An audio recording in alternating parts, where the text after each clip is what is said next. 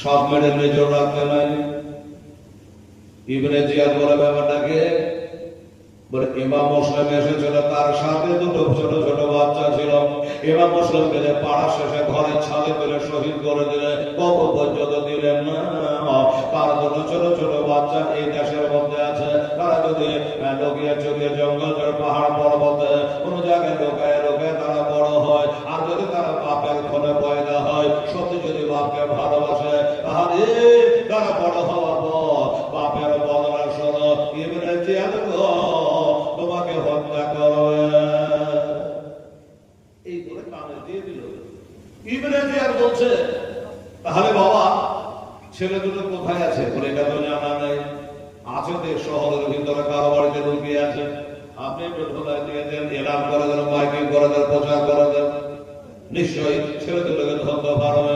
ইবনে জিয়াদ গোটা কুবা শহরে এলাম করে দিল, প্রচার করে দিল, এই কুবাবাসীরা, এই কুবার জনগণ, তোরা কান করে শোনো, ইমাম মুসলিমের দুটো ছেলেকে যারা ঘরে লুকিয়ে রাখবা, ছবিয়ে রাখবা, ইবনে জিয়াদ যদি জানতে পারে, তার বাড়ি ঘর কিছু রাখবে না, তাকে কতল করে দেবে। এই বলে বাবা এলান করে দিল। গোটা এলাকার আমার কান খাড়া করে শুনলো, ইবনে জিয়াদ প্রচার করছে, ইমাম মুসলিমের ছেলেদেরকে চাই, যারা লুকিয়ে রাখবে তাকে জিন্দা রাখবে না। বাবারা যতই প্রচার হয়, যার বাড়িতে ছেলে দুটো নাই, তার কোনো ভাবনা নাই, মাইকি করে করলাম, প্রচার করে করলাম, আমার বাড়িতে তো নাই, কিন্তু বাবা গো ছেলে দুটো যার বাড়িতে আছে শুয়ে, তার চোখে ঘুম না। সবাই তো আরামে ঘুমায়, আল্লাহ গো ওই চাঁদের মতো ছেলে দুটো 6 বছর 8 বছরের ছেলে আমার ঘরের মধ্যে আরাম করছে। যদি জানতে পেরে যায়, তাহলে বাচ্চা দুটোকে লাফা দিয়ে তুলে নিয়ে গিয়ে আর বাবার মতো করে হত্যা করবি, আমি সহিতে পারবো না। আমি তো সহিতে পারবো না, কি করা যায়? এর নাম হলো গাজী সারা। এই কাজে সারা এক পা দুপা করে আগালো বাবা। যে ঘরে বাচ্চা দুটো শুয়ে আছে ওই দিকে গেল।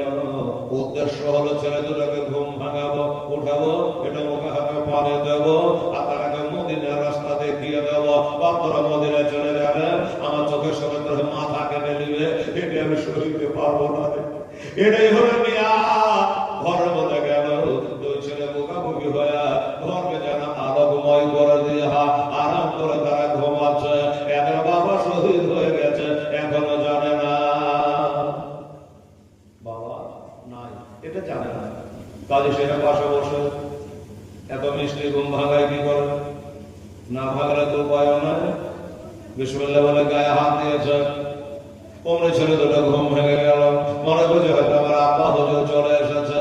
তাকিয়ে দেখছে আব্বা নয়, যে বাড়িটাতে থাকি চাচা বলে ডাকি, ওই বাড়ির পাঁজারে বসে চোখ দিয়ে বুক দিয়ে পানি বহাচ্ছে, চোখের পানে বহে যাচ্ছে।